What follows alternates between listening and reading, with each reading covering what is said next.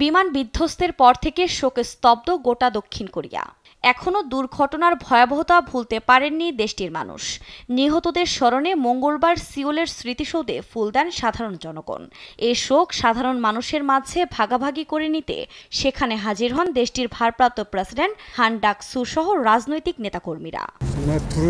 যারা দুঃখজনকভাবে অপ্রত্যাশিত দুর্ঘটনায় প্রাণ হারিয়েছে তাদের সকলের জন্য আমরা আমাদের গভীর সমবেদনা জানাই। আমাদের দেশে যেন এমন ঘটনার সাক্ষী আর না হয় তা নিয়ে অবশ্যই কাজ শুরু হয়েছে।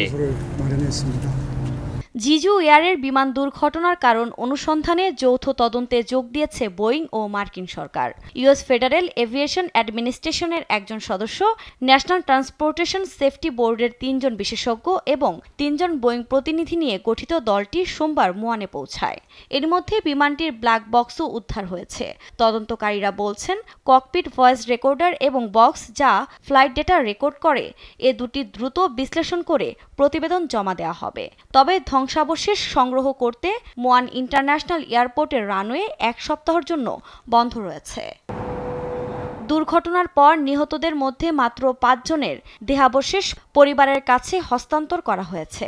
বাকিদের শনাক্ত না করায় জনমনে দেখা দিয়েছে ক্ষোভ। স্বজনকে শেষবারের মতো দেখার অপেক্ষায় পরিবারগুলো।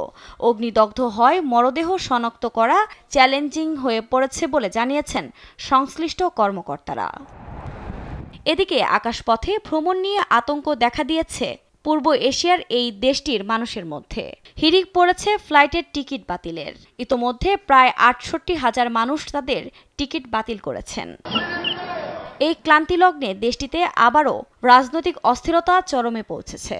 মঙ্গলবার বরখাস্ত প্রেসিডেন্ট ইউন সুক ইউলের বিরুদ্ধে গ্রেফতারি পরোয়ানা জারি করেছেন দেশটির আদালত।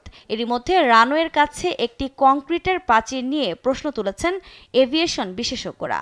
একে অস্বাভাবিক বলছেন এয়ার সেফটি বিশেষজ্ঞ ডেভিড লারমাউন্ট। অন্যদিকে এই দুর্ঘটনায় শোক জানিয়েছে জাতিসংঘ। এছাড়া নিহতদের পরিবারের প্রতি গভীর সমবেদনা জানিয়েছেন চীনা প্রেসিডেন্ট শি জিনপিং। আফরিন মৌ, নিউজ ডেস্ক, দেশ টিভি।